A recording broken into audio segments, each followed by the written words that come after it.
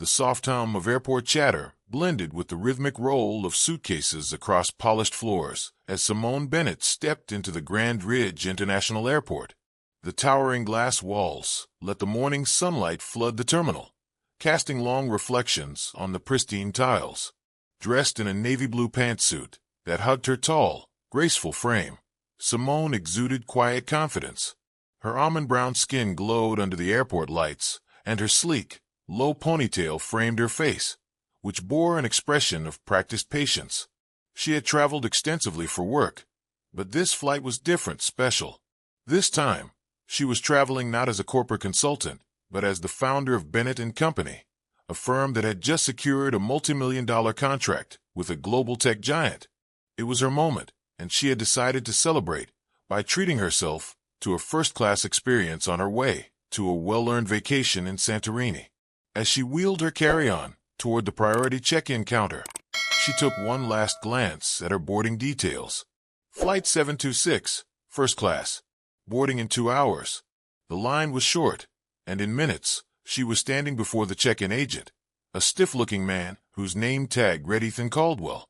His neatly parted hair and the sharp crease in his uniform spoke of a man who took his job seriously, perhaps too seriously.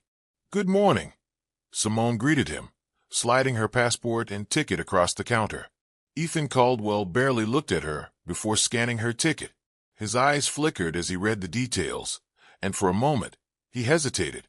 Then, with a slow smirk, he looked up.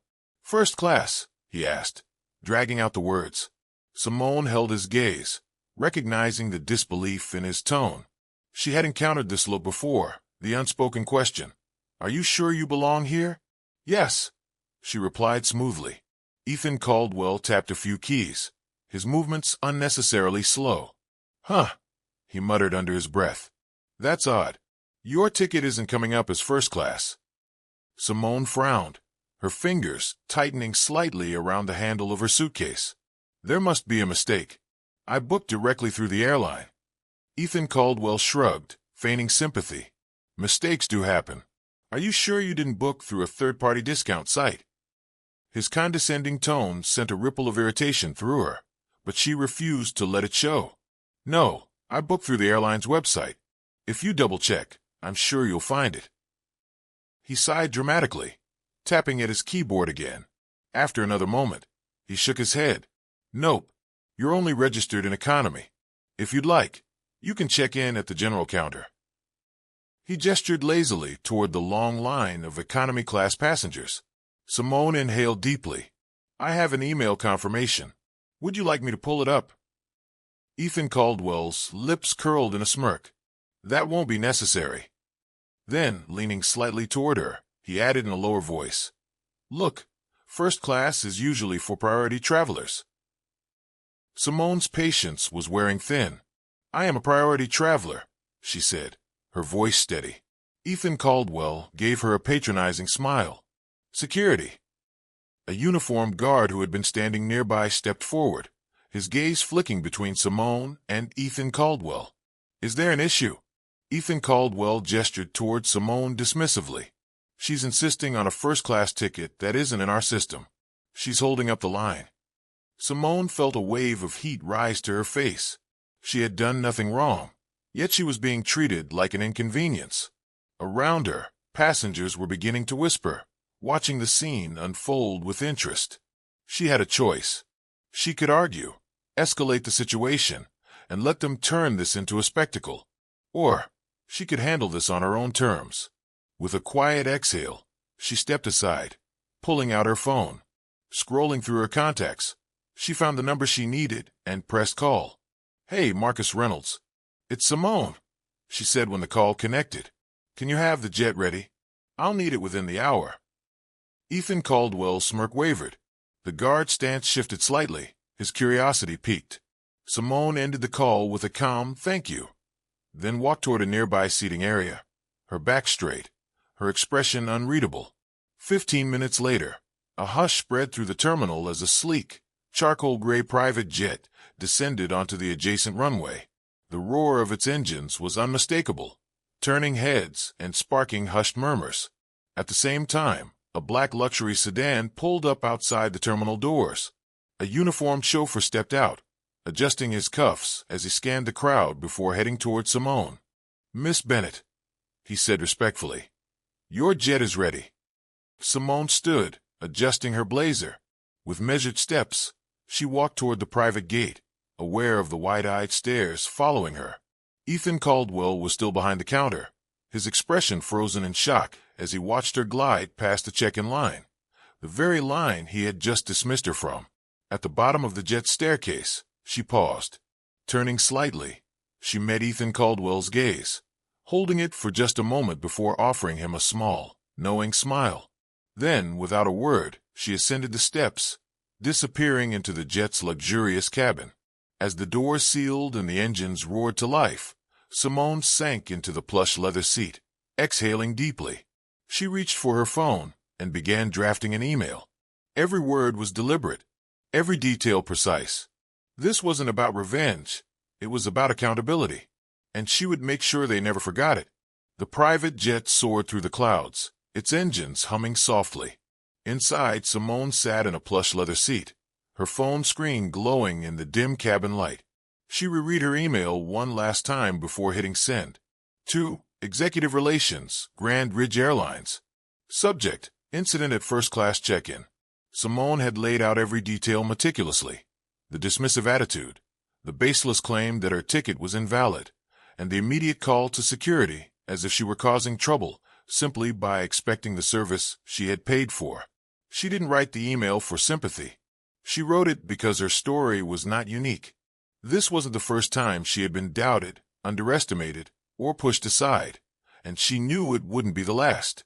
But this time, she had the power to demand accountability. Simone set her phone aside and glanced out the window. Below, the cityscape was shrinking, fading into a blur beneath the soft hues of the sunrise. She exhaled slowly, allowing the tension to leave her body. She wasn't angry anymore. She was focused. A light knock at the cabin door made her turn. The flight attendant, a polished woman with deep brown skin and a neatly styled bun, stepped inside with a warm smile. "Miss Bennett, would you like anything to drink?" Simone considered for a moment. "Just water, please." The attendant nodded and disappeared, returning moments later with a crystal glass, filled to the brim. As Simone accepted it, her phone vibrated softly on the table beside her. She glanced at the screen. New email. Grand Ridge Airlines Executive Relations.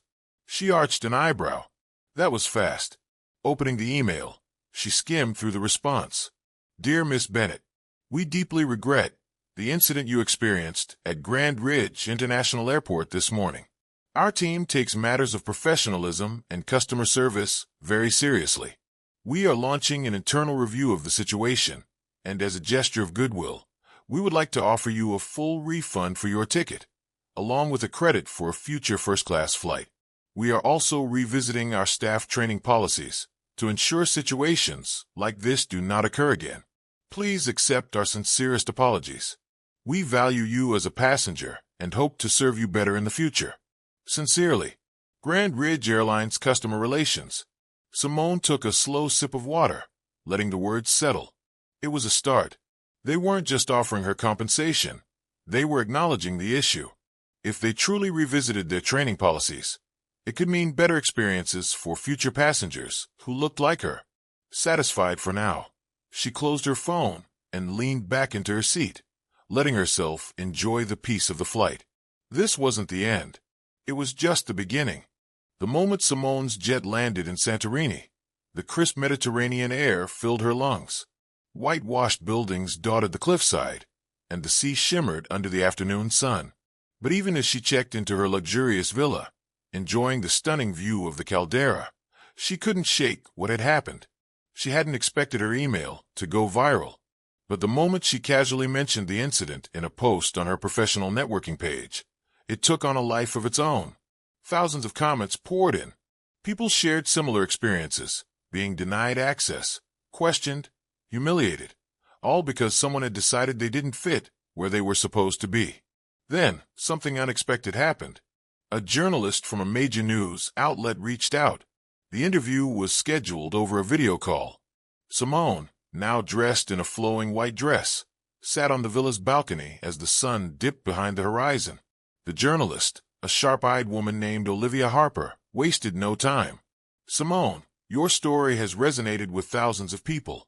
Did you expect this kind of reaction?" Simone shook her head. "Not at all. I just wanted accountability. But I think the story gained traction because so many people could relate."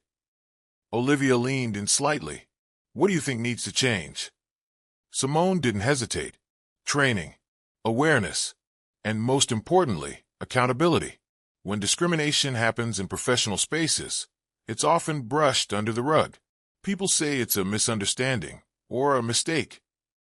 But those mistakes keep happening, and only to certain kinds of people." Olivia nodded. "And Grand Ridge Airlines? Have they followed up since their initial apology?" Simone smirked. "They've refunded my ticket. They've promised to review policies. But real change isn't about words. It's about action." The interview aired the next day, and by the end of the week, Grand Ridge Airlines had issued a public statement. They weren't just refunding Simone's ticket. They were implementing new training programs for all staff, focusing on racial bias and professionalism. They were launching an internal review of past complaints to identify patterns of discrimination. And most importantly, they had fired Ethan Caldwell. Simone read the news with an unreadable expression. She didn't take joy in people losing their jobs. But Ethan Caldwell's actions had consequences. And for once, someone like him wasn't getting away with it. Months passed. Simone's company, Bennett & Company, continued to thrive. But her story didn't fade away. She was invited to speak at corporate panels about workplace discrimination. Major airlines consulted her on policy changes. And slowly but surely, she saw shifts happening, not just in the airline industry, but across corporate America. One evening, as she prepared for another flight, this time to Geneva for a business conference, she arrived at the airport early. She stepped into the first-class check-in line and approached the counter, where a young woman greeted her with a warm smile. "Good evening, Miss Bennett. Let me get you checked in right away." Simone slid her passport and ticket over. The woman processed them smoothly. No hesitation, no condescension, just professionalism. "Here's your boarding pass," the woman said, handing it over. "Thank you for flying with us." Simone smiled as she took it. "Thank you," she said. And as she walked away, boarding pass in hand, she realized something. This wasn't just a victory for her. It was a victory for everyone who had ever been dismissed, underestimated, or told they didn't belong. Because now, the world was beginning to understand. And that understanding, it changed everything.